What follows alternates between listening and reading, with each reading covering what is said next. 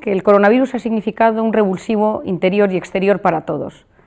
Depende de si vivimos esto solos o acompañados, con un familiar que haya fallecido, si estuvimos ingresados, si hemos tenido miedo, si hemos tenido que gestionar, como es vuestro caso, colegios, niños, familias, temas económicos, retos, desafíos no siempre fáciles. Por otro lado, todos nosotros hemos vivido una situación donde hemos tenido miedo a lo incontrolable. Durante muchos años me he dedicado a decir que el ser humano del siglo XXI está obsesionado con poder controlarlo todo. Bueno, pues esta pandemia, este coronavirus, ha venido a decirnos, no puedes controlar nada. Aprende a disfrutar de esto que tienes de la mejor manera posible, aprende a conectar con tu realidad de la forma más equilibrada posible con las herramientas que tienes. Empecemos, vamos a intentar entender cómo funciona esto en nuestra mente. Si yo estoy de repente voy andando por la calle y de repente me atraca alguien y me dice la cartera, el dinero, las llaves del coche, automáticamente todo mi organismo se pone en marcha porque recibe una amenaza y el estado de alerta del organismo se activa y se segregan en ese momento dos hormonas, la adrenalina, conocida por todos, y el cortisol, que es una hormona que quizá a algunos ya os vaya sonando. Son las dos hormonas principales que se ponen en marcha en los momentos de amenaza. Esas dos hormonas van a cambiar todo mi organismo. Voy a empezar con las conocidas taquicardias, porque empiezo a movilizar la sangre por todos mis tejidos, taquipnea, esa necesidad de meter aire, meter oxígeno, para que las células de mi sangre estén mejor nutridas, se empiezan a movilizar las grasas y tengo un pico de azúcar para poder tener energía dentro de mi organismo. Todo eso pasa en ese instante. Puede ser que salga corriendo, que me atraque el ladrón, que le dé todo y me quede con un susto en el cuerpo. Pero ese susto, pase lo que pase, va a tardar en mi organismo en recuperarse entre 6 y 8 horas. Es decir, mi organismo tarda en recuperarse de un estado de alerta mucho tiempo. Si un día estoy en el despacho, estoy trabajando, estoy en mi oficina, estáis en el colegio, y de repente empiezan a sonar las alarmas y todos los alumnos salen corriendo, los directores, los profesores, ese pico de cortisol va a tardar varias horas en volver a su estado original. Pero si de repente todos esos niños están saliendo del colegio y de las aulas y uno de los profesores dice, ¡ay, pero si es una falsa alarma, aquí no está pasando nada!, solo por haber empezado y activado el sistema de alerta, ese cortisol se va a mantener en nuestra sangre durante varias horas. ¿Por qué es esto tan importante? Imaginémonos que ese día que nos atracaron íbamos caminando por las calles de París y uno debe volver a París un mes más tarde y tiene que volver a pasar por esa calle donde sufrió el atraco. Solo con empezar a caminar en esa calle va a empezar a sentir un cierto miedo, un cierto temor, es decir, su organismo se va a activar en modo alerta como el día que fue atracado. Y aquí viene la primera idea fundamental que quiero transmitiros hoy. Mi mente y mi cuerpo no distinguen una amenaza real de una amenaza imaginaria. Ante algo físico real que me sucede o algo imaginario, se activan los mismos mecanismos de alerta y de alarma en mi cuerpo. Tengo COVID, miedo, cortisol y todo lo que ello significa, ¿y si tengo COVID? ¿Y si mi hijo tiene COVID? ¿Y si mi colegio? ¿Y si mis padres? Es decir, el ¿y si? Que estamos viviendo, que llevamos un año viviendo, altera mi organismo de la misma manera que la realidad pura. Y aquí viene la segunda idea clave. A pesar de las circunstancias adversas, hay estudios que afirman que el 90% de las cosas que nos preocupan nunca, jamás suceden, pero nuestra mente y nuestro cuerpo lo viven como si fuera real. Es decir, si tú un día te vas a encontrar con alguien con quien siempre tienes una discusión acalorada, puede ser que solo con pensar en esa persona ya te pongas en tensión. No la tienes delante, pero te ha subido el cortisol. Esto es absolutamente fundamental. ¿Por qué? Porque el cortisol es una hormona cíclica. Por las noches es baja, a lo largo de la noche sube hasta las 8 de la mañana, que tiene su pico más alto, y luego vuelve a bajar. Es fundamental que sea así para que las hormonas de mi cuerpo funcionen de forma correcta, para que mi sistema de fertilidad, mi aparato digestivo, mi sistema neuronal, mi intestino, mis articulaciones, mi sistema inmune, que todo funciona como uno, funcione de forma adecuada. Y de esto depende el cortisol. El cortisol es básico, pero ¿qué pasa si yo vivo constantemente preocupado por algo, real o imaginario? ¿Y si me contagio? ¿Y si nunca se abren los colegios? ¿Y si los niños no quieren volver a las clases? ¿Y si la vacuna? ¿Y si? Todas esas cosas activan mi estado de alerta. Y eso lo que produce es una segregación constante de cortisol en el torrente sanguíneo. Es lo que yo denomino la intoxicación de cortisol. Es decir, todo mi aparato circulatorio se llena de esta hormona tan interesante y tan apasionante que es el cortisol. Y esa intoxicación de cortisol va a tener cambios a 3 niveles en mi organismo, en mi mente y en mi comportamiento. En mi cuerpo se me empieza a caer el pelo, empiezo a tener cambios en la piel. ¿Por qué? Porque cuando mi organismo está en estado de alerta, en estado de miedo, en estado de amenaza, lo que hace es utilizar sus recursos para hacer frente a ese desafío. El pelo es terciario si estoy en guerra, la piel es terciaria si estoy en guerra. Es decir, mi organismo no va a cuidar de mi pelo e inhibe el correcto funcionamiento del folículo piloso, que es aquel que regenera el pelo y que es fundamental para que yo, por ejemplo, pueda tener un pelo saludable. Es un momento, seguro que a alguno le ha pasado alguna vez, que en momentos de mucho estrés tiene alopecia areata, es decir, trozos de la cabeza o trozos del cuerpo donde no tiene pelo. Pues a nivel físico tenemos pérdida de pelo, tenemos problemas en la piel, a veces puede ser que tiemble el párpado, que se duerman las manos o alguna parte de la cara o de las piernas, sensación de opresión en el pecho, cambios gastrointestinales, ahora entraré en ellos, dolores en las articulaciones. ¿Por qué? Porque yo tengo mi organismo en tensión, a punto de salir corriendo porque están a punto de hacerme algo de daño, pero recordemos que el 90% está en mi cabeza y no está pasando en la vida real. Es decir, hay un cambio brutal en mi organismo con un factor fundamental.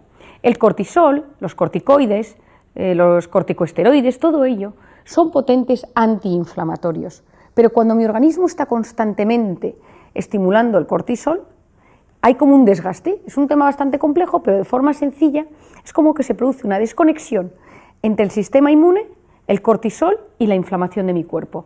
¿Y qué es lo que pasa? Que empiezo a inflamarme. Artritis, gastroenteritis, amigdalitis, dermatitis, todo lo terminado en itis es una inflamación. Es decir, estados de estrés mantenidos, reales o imaginarios, producen un cambio en mi organismo y me inflaman. Si yo me voy al aparato intestinal, ¿qué sucede en el aparato intestinal?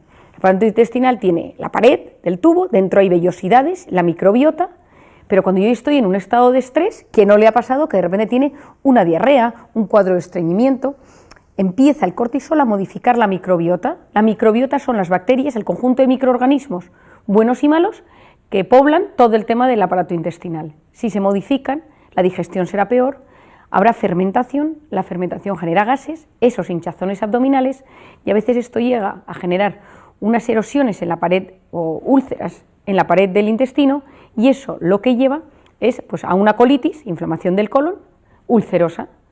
¿Por qué es esto tan importante? Porque a través de esas heridas del aparato intestinal pasan sustancias al torrente sanguíneo que no deberían pasar, deberían irse por las heces y que son la causa, que hoy en día ya se sabe, de enfermedades neurodegenerativas, de algunas enfermedades graves, de algunas demencias. Es decir, para que veáis, ese pensamiento influye en mi organismo, influye en mi sistema inmune, en este caso influye en mi aparato digestivo, porque el cuerpo es un todo y no podemos separar la psique del organismo. A nivel psicológico, lo primero que me sucede es que estoy irritable, todo me pone de los nervios, salto, cojo manía a las personas, estoy en un estado de alerta con respecto a los demás, tengo fallos de concentración. Esto me interesa muchísimo, ya que vosotros estáis todos metidos en el mundo de la docencia, que lo entendáis bien. La corteza prefrontal es la zona delantera del cerebro que tiene una función fundamental. Se encarga de la atención, de la concentración, de la resolución de problemas y del control de impulsos. Es una zona que nos hace, ¿cómo diríamos?, seres superiores. El que tiene bien controlada su corteza prefrontal es más libre, porque puede tomar decisiones de la mejor manera posible. Ve un tema, ve un reto, lo analiza, controla su impulso, mide sus emociones, las gestiona, las planifica y actúa en consecuencia. ¿Qué pasa con la corteza prefrontal?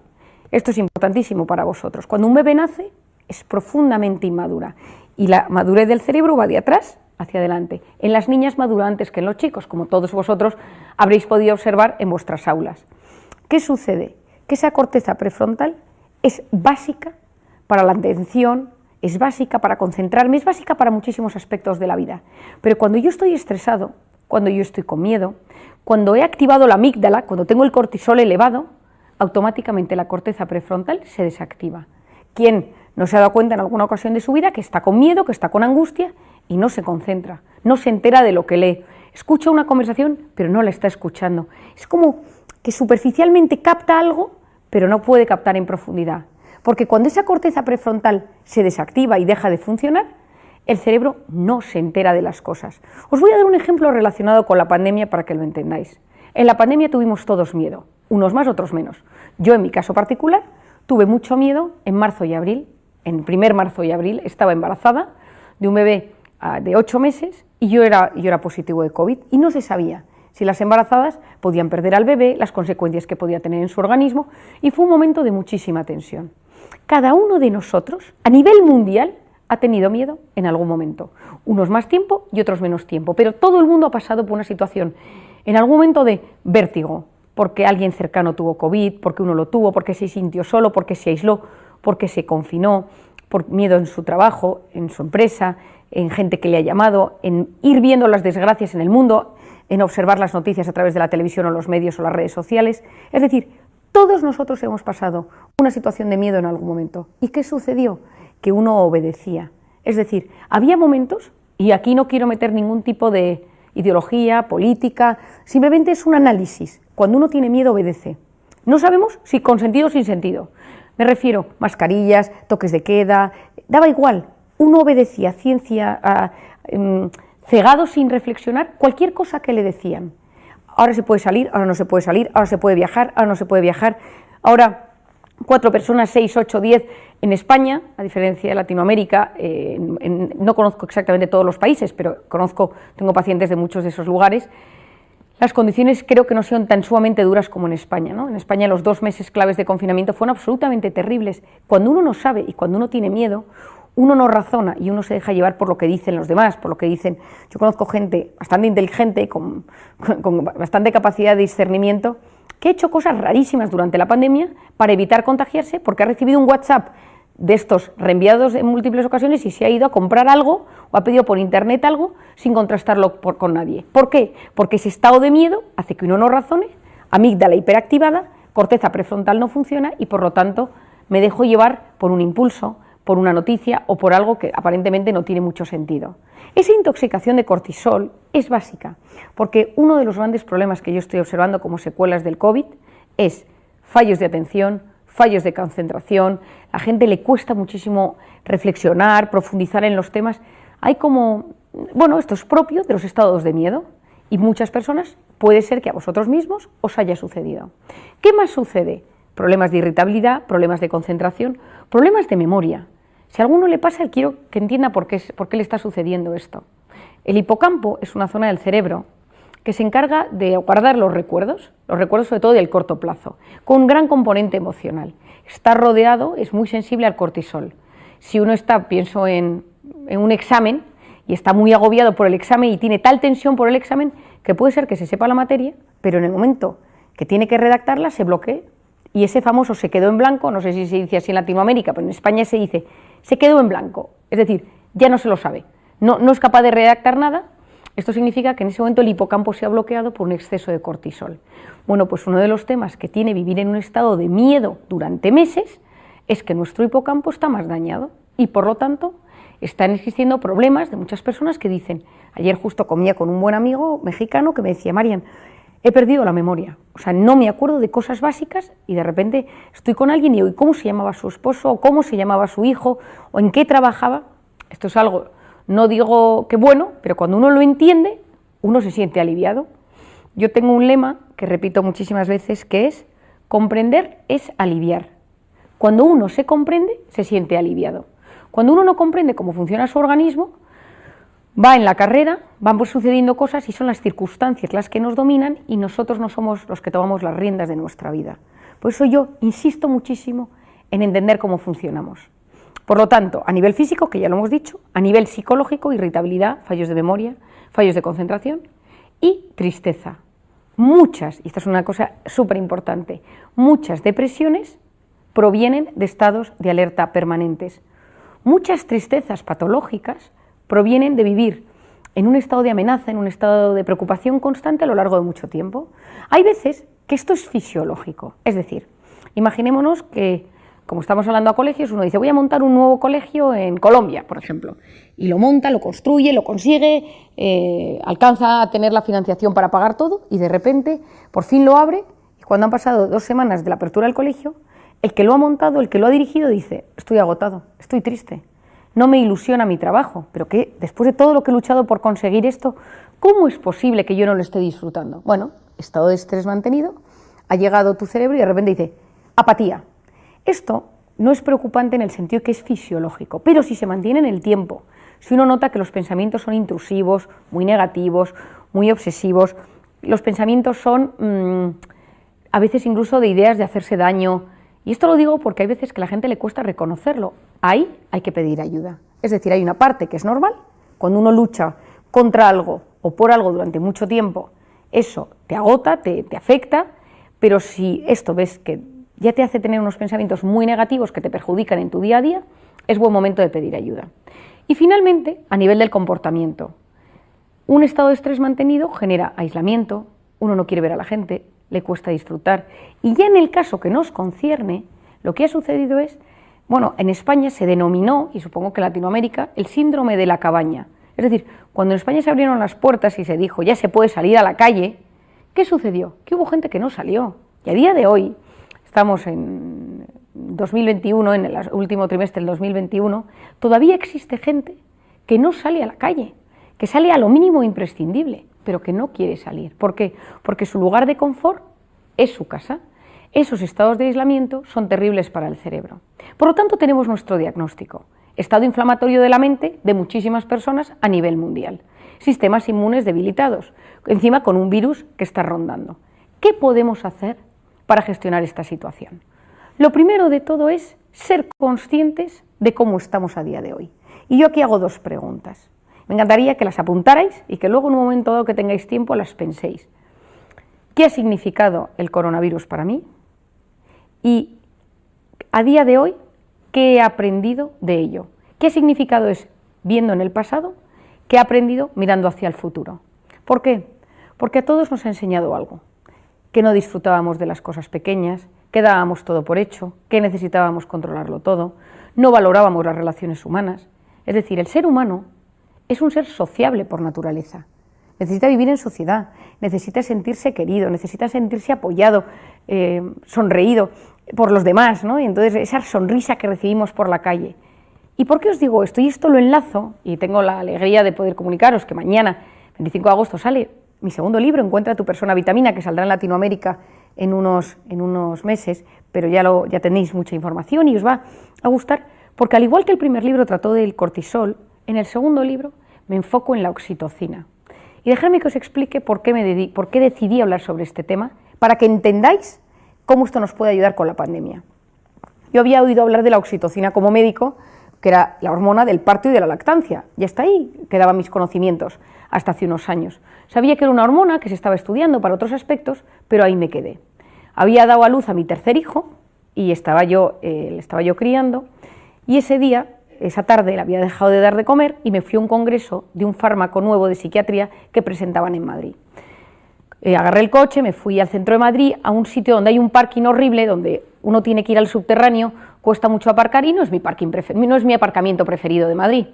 Subí corriendo al hotel, presentaron el fármaco y la persona que estaba cuidando de mi bebé me dijo, vete viniendo, porque era muy glotón, porque le toca comer.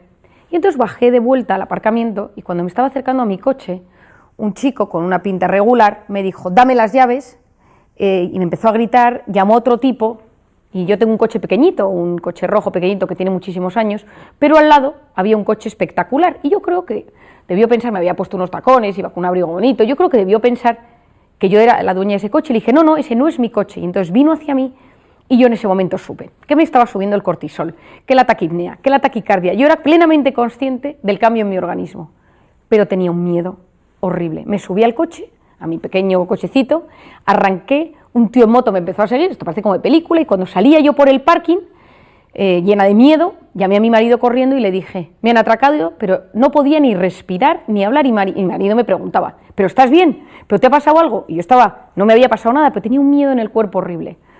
Y fui corriendo por la calle hasta mi casa y subí, y la cuidadora de mi bebé me tenía el bebé en brazos para que le diera de comer, y yo estaba con el corazón sin poder respirar, con una angustia vital. Agarré a mi bebé, me lo puse y se puso a comer. Y al minuto entró mi marido en el cuarto corriendo y me dijo, ¿qué ha pasado? Explícame, ¿cómo estás? Y yo empecé, te lo voy a explicar. Estaba yo en el parking hace unos minutos, entonces me mira mi marido y me dice, ¿qué te has tomado? ¿Te has tomado algo? ¿Cómo estás así de bien? Y le digo, no, tienes toda la razón, este pico de cortisol tarda varias horas en bajar. Le digo, y no he hecho nada, no he respirado, no he tomado nada, no he hecho ninguna técnica de meditación, esto ha sido hace 15 minutos. Entonces me quedé mirando al bebé y dije, ¿y si la oxitocina de la lactancia bajara el cortisol?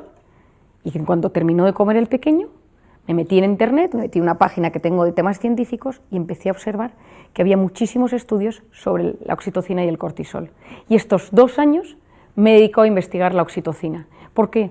Porque todos nosotros, muchos de nosotros, hemos tenido situaciones en las que hemos estado intoxicados de cortisol. Yo he hablado sin parar, en conferencias, en charlas, en libros, en artículos, sobre cómo bajar ese cortisol, pero acababa de descubrir una herramienta poderosísima, que era la oxitocina. Claro, no nos podemos poner todos a dar el pecho. Para empezar, la mitad de la población que es hombre no lo puede hacer, y la otra mitad no está en ese momento vital de su vida. Entonces, ¿cómo de forma natural se podía potenciar la oxitocina? Y eso me ha llevado a investigar estos años, y especialmente en la pandemia, cómo poder hacerlo. La oxitocina, os voy a explicar un poquito de ella, es la hormona de la lactancia y el parto, efectivamente, pero es la hormona de la empatía, de la confianza, de la inteligencia emocional, de los abrazos, del vínculo.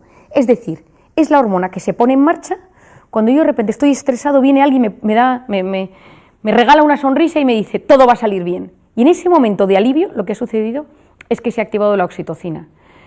¿Pero qué pasa? Que van al contrario. Si, por ejemplo, yo voy corriendo por la calle porque voy estresado, porque llego tarde a trabajar y hay un pobre en la puerta de una iglesia, yo no le voy a ver, porque ese pico de cortisol me tiene bloqueada la oxitocina y por lo tanto yo, ese pobre de la calle, no empatizo con él. Yo sigo corriendo, señora, que tengo 4 hijos y no tengo con qué comer.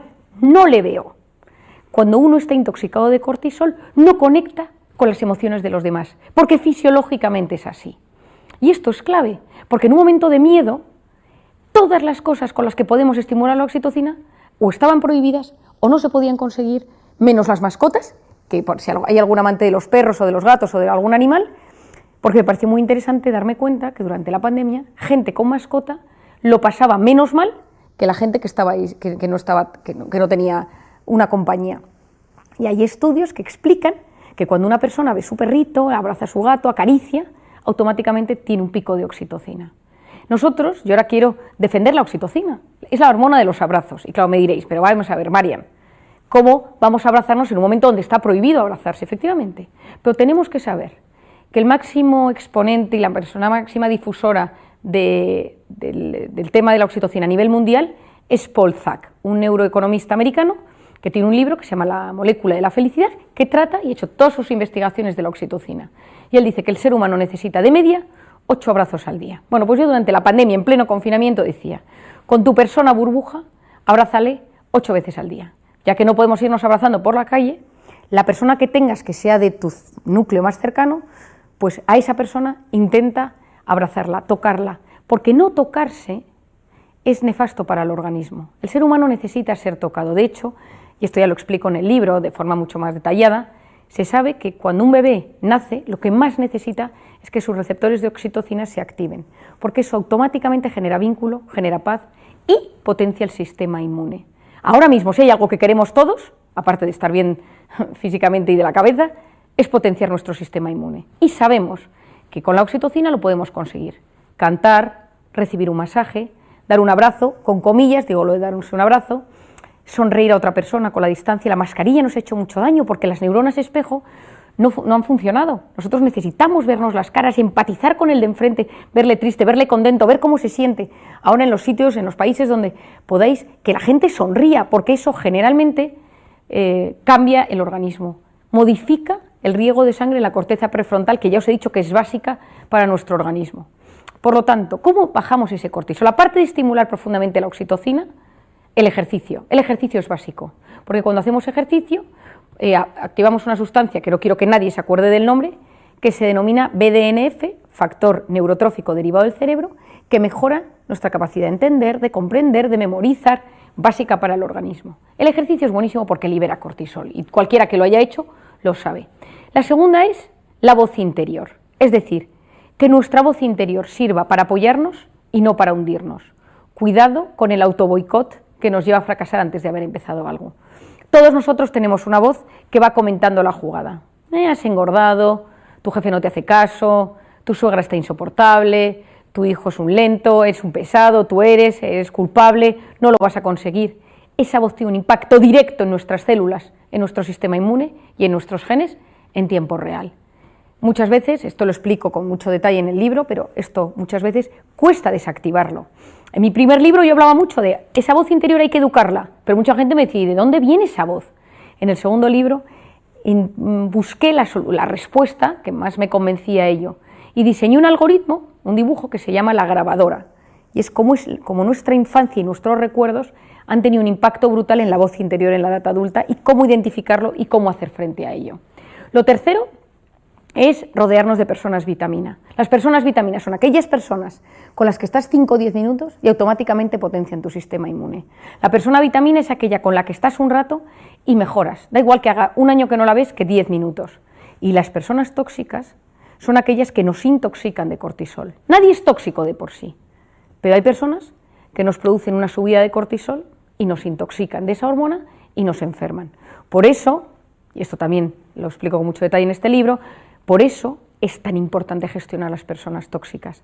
Muchos se han visto confinados, se han visto encerrados en un ambiente donde había personas con las que no se sabían llevar bien, con las que no había un trato saludable, con las que no había pues un padre, una madre, un matrimonio que no funciona, una pareja, un hijo que es muy conflictivo. Tener esa persona dentro de casa ha aumentado los niveles de cortisol, por tanto inflamación, sistema inmune, enfermedades, cansancio crónico, y eso es clave. La cuarta es todo el concepto de la meditación o del mindfulness o de la oración. Yo siempre doy las 3 opciones porque cada uno según sus creencias o según su forma de ser le puede ser más útil uno u otro. ¿A qué me refiero?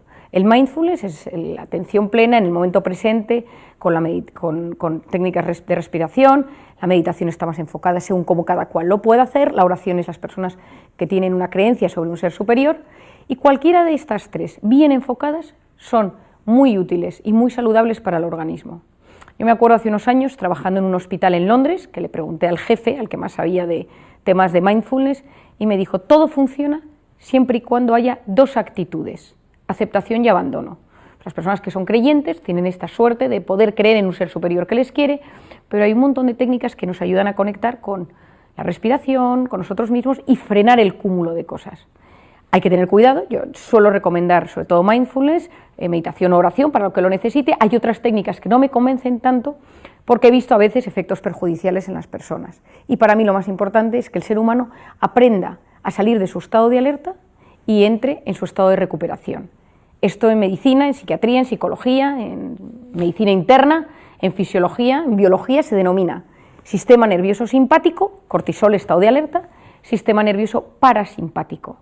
El ser humano no está diseñado para vivir en modo alerta. El ser humano está diseñado para, de vez en cuando, estar en modo alerta y hacer frente a un desafío, desconectar, pasar al parasimpático, recuperar el sistema inmune, recuperarse mentalmente, psicológicamente, físicamente, para volver a pasar al sistema simpático. Si vivimos siempre en modo alerta, nos enfermaremos.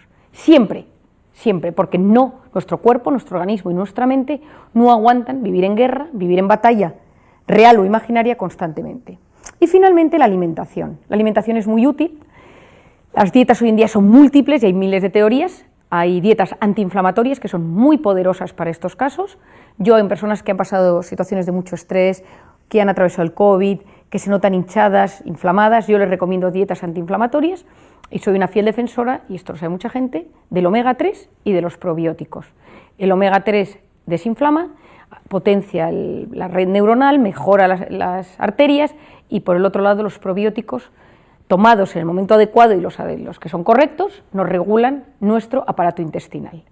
Por lo tanto, si hacemos un pequeño resumen, nos damos cuenta que cada cosa que nos sucede va teniendo un impacto a nivel físico y a nivel psicológico. Es decir, todo lo que nos sucede nos afecta de alguna manera, y lo importante es que seamos conscientes de ello. ¿Cómo me ha afectado la pandemia? ¿Soy mejor o soy peor persona? ¿Cómo han afectado esto a mis relaciones sociales? ¿Ha cambiado alguna de las ideas más importantes que yo tenía sobre la vida, sobre la muerte, sobre la enfermedad, sobre el esfuerzo, sobre el disfrute? A mí me encanta hablar, filosofear con mis pacientes sobre la evolución de sus pensamientos a lo largo de este año. Ser conscientes de cómo estamos si estamos tristes, si estamos contentos, si estamos agotados. Casi todos, no conozco a casi nadie que no necesite unas vacaciones, yo la primera, y que si uno puede descansar y desconectar unos días más o menos largos, esto es fundamental para el organismo porque esto no ha terminado. Es decir, hay variantes, la vacuna funciona casi siempre, pero estamos viendo casos en los que es refractaria. Tengamos cuidado y aprendamos a cuidar nuestra mente para que esto no nos juegue una mala pasada a nivel psicológico. Ser prudentes, saber quiénes son mis personas vitamina, saber cuándo me estoy quemando, saber cuándo estoy a punto de romperme, saber cuándo mi organismo me está hablando y me dice, cuidado, te estás yendo demasiado al límite, porque nos cuesta escuchar a nuestro organismo y cuando lo escuchamos es porque ya nos hemos roto. Y el organismo nos va mandando señales a lo largo de nuestra vida para avisarnos de que las cosas no van bien. Y finalmente, una última idea. Vosotros estáis en el ámbito educativo y habéis tenido un reto terrible, que es las clases online. Es decir, muchos seguro que me habréis escuchado porque yo soy una fiel defensora del mundo offline para estar bien preparados en el mundo online. Estoy convencido que los países que empiecen a incorporar a sus alumnos a las aulas notarán un cambio en la capacidad de estos niños, de jóvenes, adolescentes, de prestar atención. Observaréis que a veces falta motivación, que están dispersos, porque esa corteza prefrontal con tanta pantalla pues ha tenido sus consecuencias. Paciencia, iremos dando poco a poco tips para que esto ayude. Esto es como, yo a veces lo llamo el detox del online. A muchos sitios, en España sobre todo, les he recomendado este verano desconectar, la menos pantalla posible, porque cuando uno sabe conectar bien con la vida real, sabe gestionar bien su mundo online. ¿Qué sucede? ¿Qué es lo que nos llega a través de la pantalla? Nos llegan alertas, y esas alertas activan todo nuestro sistema, y nos ponen, ¿me querrán? ¿Me habrán puesto un like? ¿Me contestarán? ¿Habrá pasado algo en el mundo? Y eso nos impide desconectar y estar tranquilos. Por eso, que sea yo quien domine el dispositivo y no el dispositivo a mí. Cuando sea estrictamente necesario, me meto y lo hago, una cosa a la vez. No existe la multitarea, está más que demostrado que es una alternancia continuada de la atención, cambio de foco de atención de uno a otro. Por lo tanto, lo que hago, lo hago, y cuando desconecto, pongo modo avión, o cuando estoy con un ser querido, el teléfono en el bolso, en el bolsillo, en la mochila, en la habitación, porque no hay nada que valoremos más en esta vida que nos presten atención con todos los sentidos. Y la pantalla ha hecho que hoy en día tú estás en Zoom, pero estás haciendo 4 cosas a la vez, no estás pendiente, estás con alguien, y cuando por fin tienes a alguien de cuerpo real, estás en el teléfono con alguien que está conectado. Yo lo que pido, lo que sugiero, es que aprendamos a valorar a las personas cuando las tenemos cerca. Que si tenemos a alguien por Zoom, por Teams, por WhatsApp, por lo que sea, que estemos pendientes de esa persona, que evitemos al máximo la dispersión, porque esto ayudará a que cuando todo esto pase, nuestro cerebro se quede lo menos tocado posible.